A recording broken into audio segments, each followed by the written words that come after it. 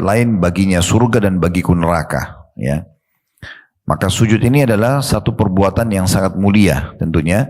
Makanya kata Nabi SAW, pada saat justru kita letakkan dahi kita di tanah, ya, begitu merendahnya kita, justru pada saat itu kita paling dekat dengan Allah.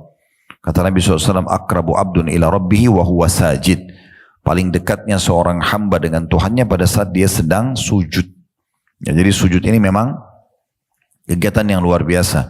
Makanya kata Umar radhiyallahu anhu dalam sebuah statement beliau mengatakan kalau bukan karena 3 hal aku tidak berharap hidup sesaat pun.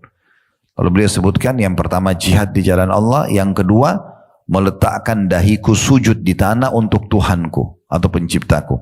Baru yang ketiga duduk bersama dengan satu kaum, komunitas orang yang menyortir tutur kata yang baik, ya, sebagaimana disortirnya kurma yang berkualitas tentunya. Jadi ini statement Umar yang poin nomor 2-nya tadi adalah meletakkan dahiku sujud kepada Sang Pencipta Allah. Nah ini memang satu kegiatan yang luar biasa.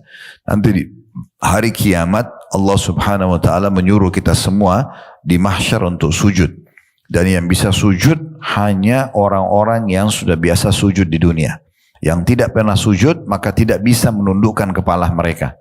Ya, maka Allah mengatakan dalam Al-Quran, mereka dulu di dunia disuruh sujud tapi mereka tidak mau. Ya, mereka tidak mau.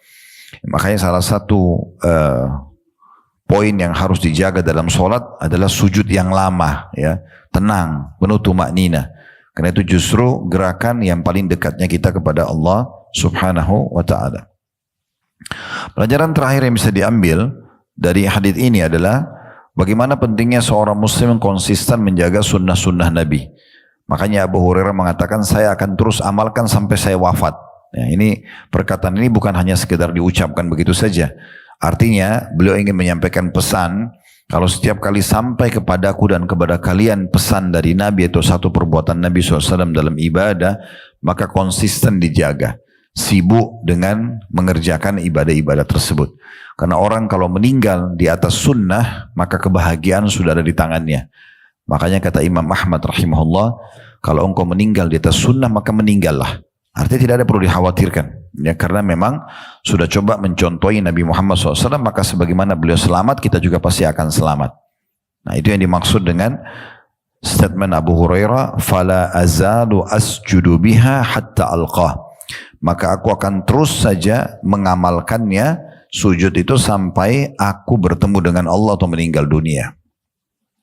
Jadi itu tentang surah Al-Insyiqaq, surah nomor 84 dalam Al-Quran dan terdiri dari 25 ayat. Selanjutnya Rasulullah SAW juga membaca surah At-Tin ketika sholat Isya dalam safar beliau. Dari Al-Bara' ibn Azib radhiyallahu anhu anna Nabiya sallallahu alaihi wasallam kana fi safar faqara fil Isya fi ihda ar-rak'ataini bi wat-tini waz-zaitun. Suatu ketika Nabi SAW berada dalam safar atau perjalanan jauh, kemudian pada saat sholat Isya beliau membaca surah At-Tin dalam salah satu rakaatnya. Tentu kedua riwayat ini ada footnote di bawah, ya, diriwayatkan dua-duanya oleh Bukhari dan juga Muslim. Dalam redaksi Al-Bukhari disebutkan bab tanda kutip bacaan dalam sholat Isya. Sementara Al-Bara' ibn Azib radhiyallahu anhu berkata, Sami'tu an-Nabiy sallallahu alaihi wasallam yaqra' wat-tini waz-zaitun fil Isya wa ma sami'tu ahadan ahsana sautan minhu aw qira'ah. Aku mendengarkan Nabi SAW membaca surah At-Tin ketika salat Isya, dan sungguh aku tidak pernah mendengar seorang pun yang suara atau bacaannya lebih bagus daripada bacaan beliau. Ibnu Hajar berkata, kita baca dulu paragraf terakhir di masalah At-Tin ini, baru kita coba ambil korek faedah dari hadis. Ibnu Hajar ini nama seorang ulama rahimahullah menyebutkan dalam Fathul Bari. Fathul Bari ini pernah kita sampaikan, ya, dia adalah kitab yang menulis tentang syarah Sahih Bukhari. Ya, jadi Imam Bukhari punya buku dikenal dengan Sahih Bukhari. Nah, biasanya ulama-ulama itu kalau sudah nulis buku, akan datang generasi selanjutnya, ulama-ulama lain yang coba mentalik, menambahkan informasi. mensyarah, menjelaskan lagi lebih jauh.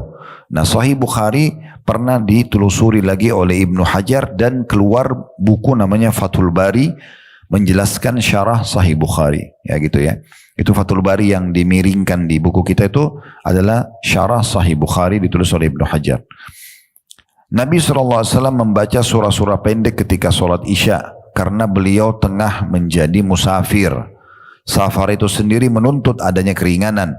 Sementara hadis Abu Hurairah radhiyallahu anhu tadi tentang masalah surah Al-Insyiqaq difahami bahwa Nabi SAW tidak sedang menjadi musafir. Karena itu beliau membaca surah yang agak panjang. Baik, kita coba ambil dulu pelajaran dari riwayat Al-Bara' ibn Azib radhiyallahu anhu di halaman 94 dan nyambung ke halaman 95. Yang pertama kedudukan Al-Bara' ibn Azib radhiyallahu anhu di mana beliau menyampaikan kepada kita riwayat ini, ya. Kemudian selanjutnya adanya informasi bahwasanya Nabi SAW kalau sholat Isya dan beliau musafir membaca di salah satu rakaatnya wattini wazzaitun. Maknanya bisa kena orang musafir biasanya qasar, ya, dipangkas ya, Isya 4 jadi 2. Maka di salah satu rakaat pertama atau rakaat keduanya beliau membaca wattini wazzaitun. Berarti di sini ada pilihan. Boleh di rakaat pertama Isya, boleh di rakaat kedua Isya. Yang tidak dibaca surah wattini